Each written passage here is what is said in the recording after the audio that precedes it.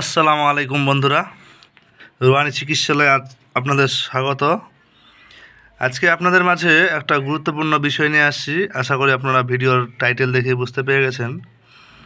আর একটা জিনিস বলি যে যারা ভিডিও দেখবেন একটু সম্পূর্ণ দেখিয়েন, কারণ আমার কথার মাঝেই আপনাদের জন্য বিশেষ কিছু লুকানো থাকে। কথা বুঝতে পারছেন?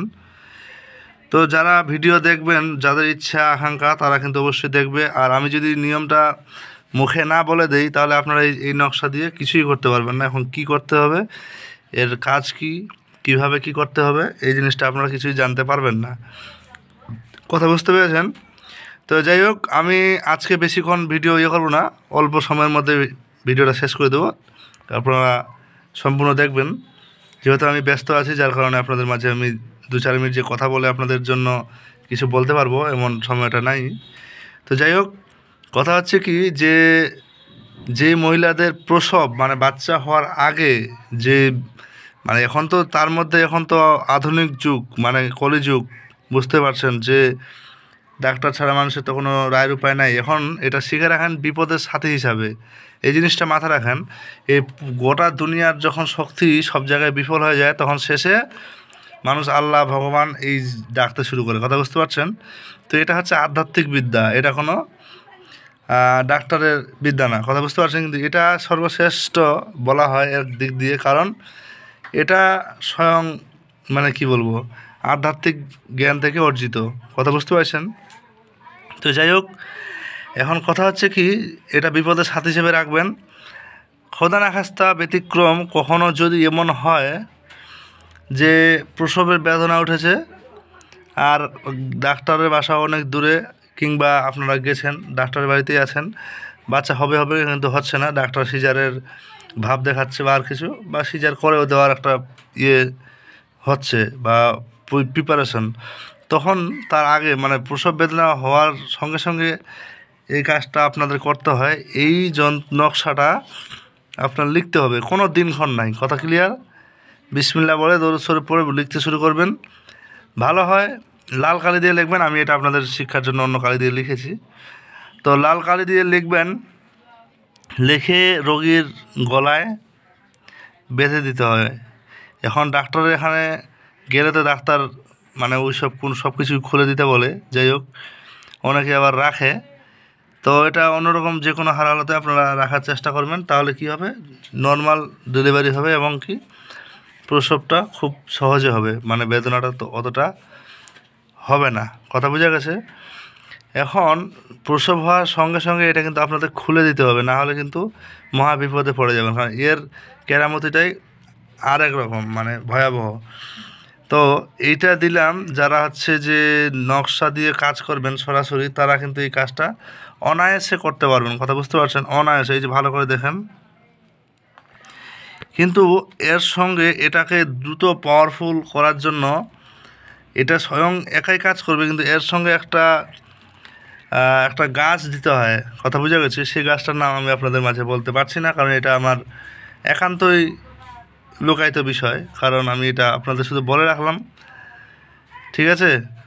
এটা দিয়ে আপনারা কাজ করতে পারবেন। যদি মনে করেন যে এটা দিয়ে আপনার কাজটা হচ্ছে না বা ট্রাই করে দেখলেন, তো তখন আপনার কিন্তু ওই গাছটার প্রয়োজন পড়বে, নচেত এটা দিয়েই 100% হয়ে যায়। কথা বুঝতে পারছেন? তো এইসব বিদ্যাগুলো আমি আপনাদের মাঝে যেগুলো দিচ্ছি, সেগুলো হচ্ছে শিক্ষামূলকভাবে। এখন যদি বলেন যে আমি কি আধুরা দিচ্ছি না, এই নকশাটার পরিপূরক কাজটা দিচ্ছি। কিন্তু একটা কাজ করতে গেলে কত ধরনের সিস্টেম জানা লাগে, সেই জিনিসটা যারা শিখেছেন বা যারা শিখছেন তারা অবশ্যই জানেন, আর তাছাড়া অন্য কেউ বলতে পারবে না। তো জিনিসটা আশা করি বুঝতে পারলেন। আর এটা বাঁধার আর একটা নিয়ম আছে, সেটা চুলে বাঁধলেও কিন্তু খুব ভালো কাজ করে। কথা বুঝতে পারছেন? কিন্তু গলায় দিলে শরীরের সঙ্গে স্পর্শ হলে এটা একটা পজিটিভ ব্যাপার আছে। তো যাই হোক, এটা আপনার দিলে ওই প্রসব হয়ে যাবে, কিন্তু প্রসব হওয়ার সঙ্গে সঙ্গে খুলে ফেলতে হবে, না হলে এটার একটা ভয়াবহ বিষয় আছে। আপনাদের অতগুলো বিষয় বলছি না, শুধু এতটুকু বলি যে খুলে নেবেন সঙ্গে সঙ্গে যদি করে থাকেন। এটা আবার গরু ছাগলের ক্ষেত্রেও ব্যবহার করা যায়, আমি কিন্তু বলে দিচ্ছি। তো গরু ছাগলের ক্ষেত্রে ব্যবহার করতে গেলে ওই শিকড়টার প্রয়োজন পড়ে, সেটা আমি আপনাদেরকে বলতে পারছি না, আপনারা সরাসরি এটাই ট্রাই করতে পারেন, অসুবিধার ব্যাপার নেই। ইনশাআল্লাহ শিখে রাখেন, কখন কোন জিনিস কাজে দিবে কেউ জানে না। যাহা থাকিবে হাতে তাহি যাবে সাথে, কথা বুঝতে পারছেন? এই হচ্ছে জিনিস। তো যাই হোক, আমি বেশি কথা বললাম না, আমার সময় আজকে একটু খুব সংকীর্ণ, তারপর আপনাদের জন্য ভিডিও নিয়ে আসি, তো আপনারা দেখবেন, এটাই আমি চাই। আর বিশেষ কিছু ব্যাপার হচ্ছে, যদি প্রয়োজন পড়ে আপনারা আমি নাম্বার দিচ্ছি, আপনারা যোগাযোগ করতে পারেন। তাছাড়া আমার নাম্বার ডিসক্রিপশনে আমি দিয়ে রাখবো। আর এই যে দেখেন ভালো করে, এটা আপনারা হোয়াটসঅ্যাপে করবেন, মেসেজ করবেন, ঠিক আছে? তো যাই হোক, আর বেশি ভিডিও বানালাম না, তো যে সম্পূর্ণ ভিডিও দেখলো তাকে জানাই অসংখ্য ধন্যবাদ। আর নতুন হলে সাবস্ক্রাইব করবেন। আজকে আমি বেশি কথা বলতে পারলাম না, এর জন্য দুঃখিত। আপনারা হয়তো অনেকে আবার আমার কথা পছন্দ করে, আর অনেকে আবার পছন্দ করে না। এর কারণটা কি, কেউ কেউ আসে শুধু দেখলো, কি দিয়েছে দেখলাম। আসলে শিক্ষা যদি গভীরভাবে দেখা হয় তাহলে বুঝতে পারবেন। আপনি একবার নিজের হাতের দিকে গভীরভাবে তাকিয়ে দেখবেন, আপনার হাতটা কীভাবে আল্লাহ সৃষ্টি করেছে বা উপরওয়ালা, তাহলে বুঝতে পারবেন যে আপনার হাতের মর্মটা কতখানি। তো যে বিদ্যা জানে সে বিদ্যার মর্ম জানে, আর যে জানে না, চিনলে জড়ি না চিনলে বনের খড়ি, কোনো কিছুই না, আবার অনেক কিছু। আর একটা জিনিস বলি, অনেকেই অনেক কিছু মন্তব্য করে থাকেন, তো আপনাদের উদ্দেশ্যে একটা ছোট্ট কথা বলে দেই, যে বিদ্যা এইসব শিক্ষা কেউ মায়ের পেট থেকে শিখে আসেনি, তো আমিও মায়ের পেট থেকে শিখে আসিনি, দুনিয়াতে আসার পরে শিখেছি। তো আপনাদের মাঝেও যতটুকু পারি শেয়ার করি, শুধু এতটুকু বলি, কাজ ইনশাআল্লাহ, এর বাইরে আমার কোনো কথা নাই। তো যাই হোক, ভালো থাকেন, আপনাদেরকে আর বেশি কিছু বলছি না। তো আল্লাহ হাফেজ, দেখা হচ্ছে আগামী কোনো ভিডিওতে।